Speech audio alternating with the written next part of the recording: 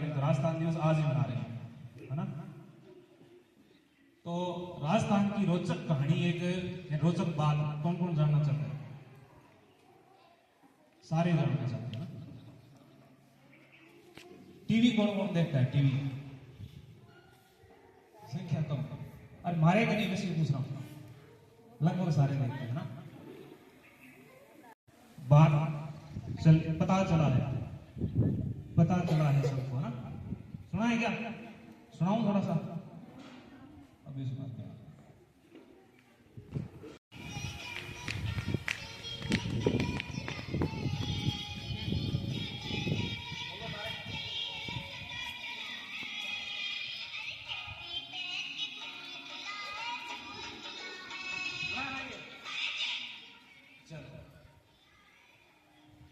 अब आपको इस मोगली की रियल कहानी बताते हैं ना।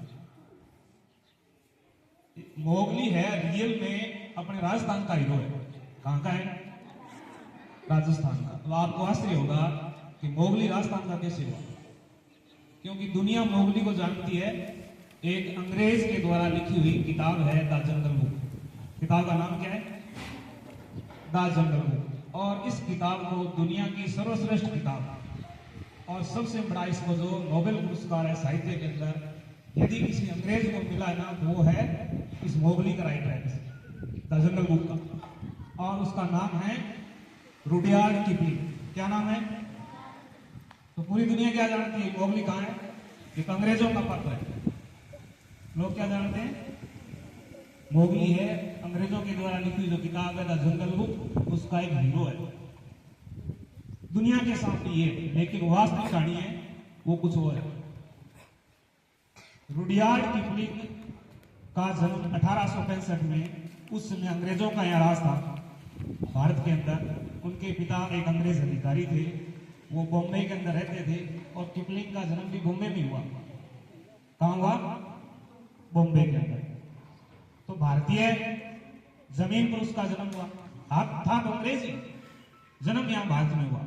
फिर जब वो बड़ा हुआ तो वो जब अंग्रेज अधिकारी है, उनका आना जाना राजा महाराजाओं के साथ ही था। वो राजस्थान भी आया। फिर वो क्या, उसकी लेखन कला में रुचि हुई। अंग्रेज राइटर का अंग्रेजी लिखता था। रुडयार्ड किपलिंग दुनिया का बढ़िया कवि, बढ़िया लेखक, बढ़िया उपन्यासकार है। वो 3 साल तक अपने राजस्थान में रहा। कितने साल? और रहा कहां? जोधपुर में। जो जोधपुर का किला है ना, उसमें अंग्रेज राजकुमारों के साथ और उस समय के दरबार में रहा था रुडयार्ड किपलिंग। जब वो यहां पर रहा, उसने उस समय एक पेंटिंग देखी थी, एक चित्र आज भी लगा हुआ है। कभी आप जाओ ना, बड़े हो जाओ, जोधपुर का किला देखने जाओगे, वहां पर एक चित्र लगा हुआ है बहुत बड़ा, हाथ से बनाई पेंटिंग है। उसके अंदर एक आदमी खड़ा है जिसके बड़े बड़े बाल हैं पूरे शरीर पर, बड़े बड़े लंबे लंबे नाखून हैं, और देखने में वो जानवर जैसा लग रहा है।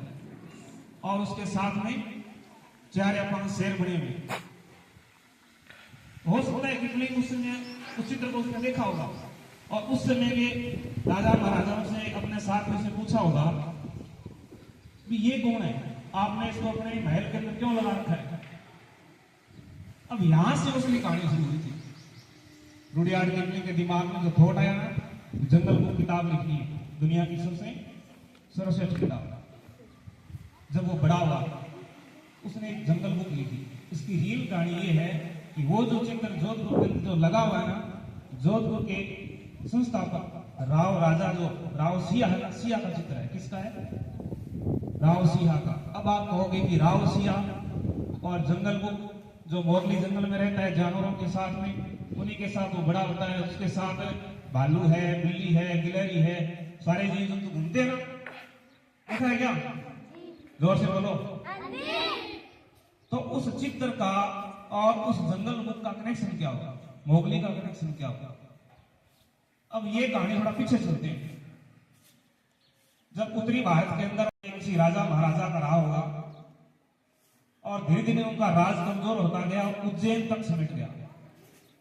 उज्जैन में राव सिंह के जो पिता है, इतिहास में देखेंगे टोटल 100 भाई थे, या तो कौरव 100 हुए इतिहास में, या ये जो राव सिंह बताते हैं कि उस समय जब इनका जन्म हुआ ना, तो इनके पिता जो राजा थे, ये तो उस समय घड़ियां थी नहीं, टाइम देखेंगे राजकुमार का जन्म कितने बजे हुआ पता नहीं चलता था। तो उन्होंने जो दाई माँ होती है उनको कहा होगा कि आप जब भी राजकुमार का जन्म हो तो सूर्य की छाया से टाइम देखते थे उस समय, आप ना लाइन खींच देना।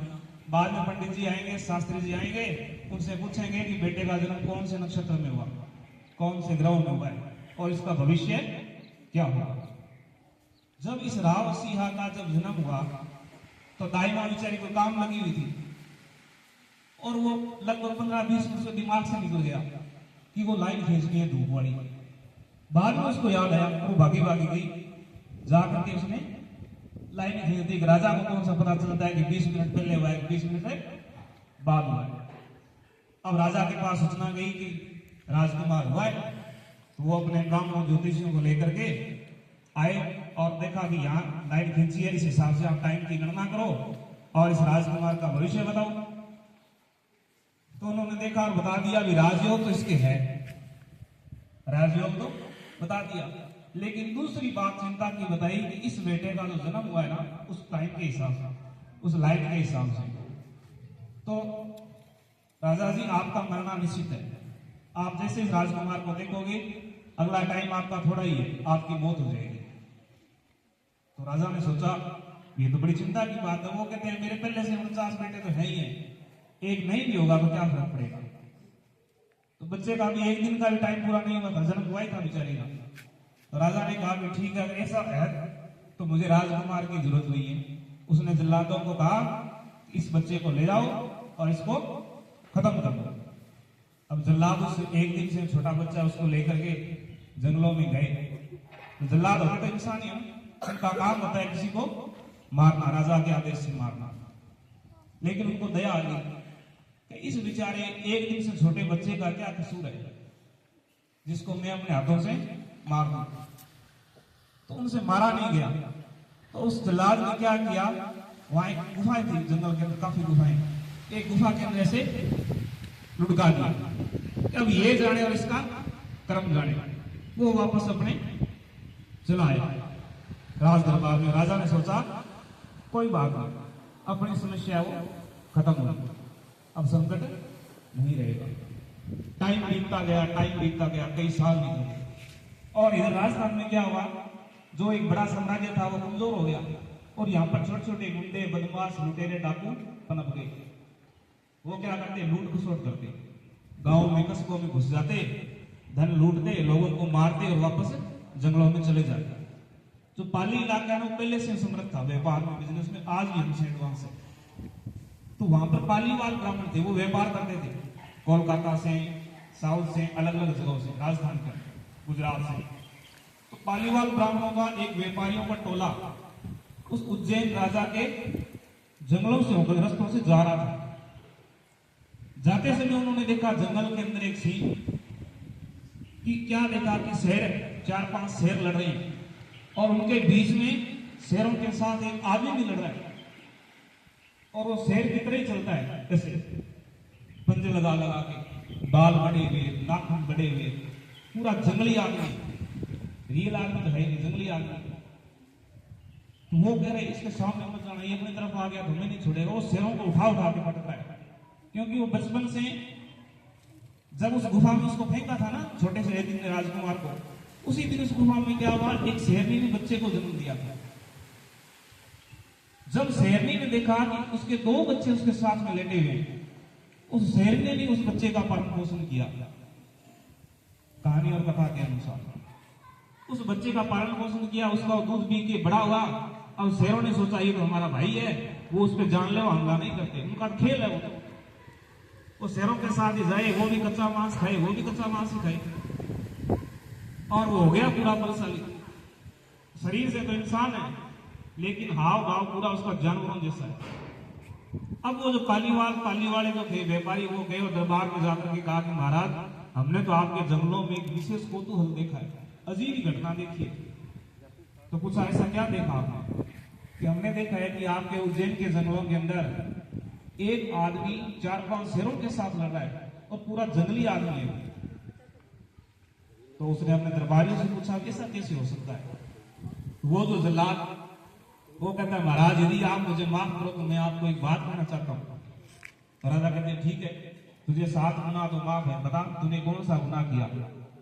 वो कहता है महाराज हो ना हो ये तुम्हारा राजकुमार ही आप वाला ही है। तो कैसे? उस दिन आपने कहा था कि इसको मार देना, मेरे से मारा नहीं गया, मैंने इसको क्या किया गुफा के अंदर लुटका दिया था और जरूर ये बड़ा हो गया, इतने साल हो गए ये वही निकलेगा। राजा ने कहा इसको फिर प्यार है ना अपने बेटे को, अच्छा मेरा बेटा अभी जिंदा भी है।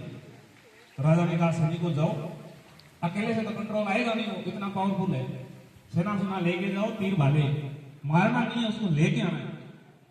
मैं भी देखना चाहता हूँ, अपने रखेंगे यार, अब उसको सही कर लेंगे।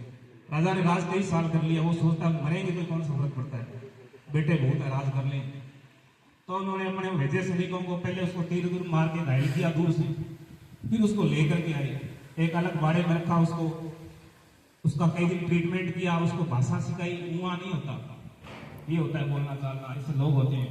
उसको अलग अलग खाने पकवान का टेस्ट किया होगा और वो व्यापारी चले गए कलकत्ता की तरफ आगे। काफी समय बाद व्यापार होता था, साल 2 साल जैसा भर जाते थे ना लोग, 3 साल तक आते नहीं थे।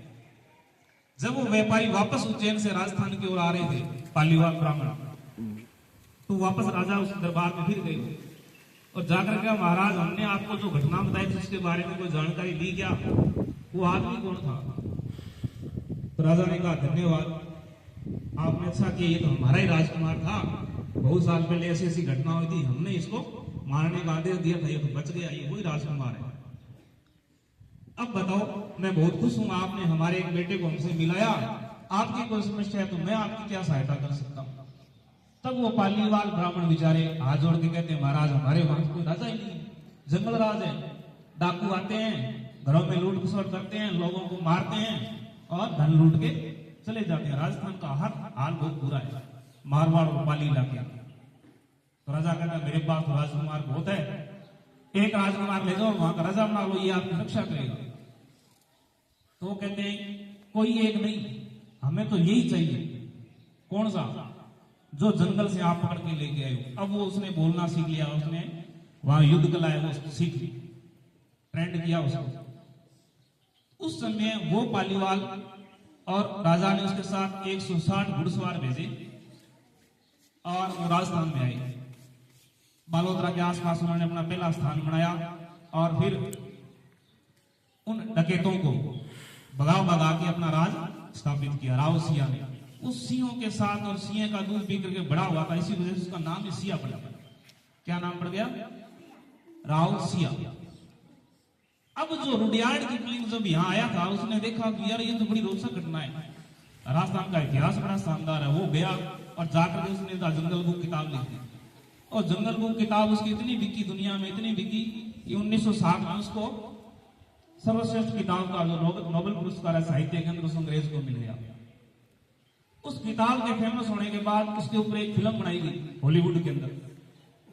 उस हॉलीवुड फिल्म ने भी दुनिया की सर्वश्रेष्ठ फिल्म ऑस्कर अवार्ड जीत लिया।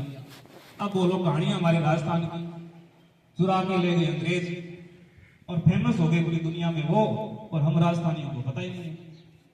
तो ये था हमारा राजस्थान का इतिहास। कभी जोधपुर जाओ तो जरूर देख के आना। धन्यवाद।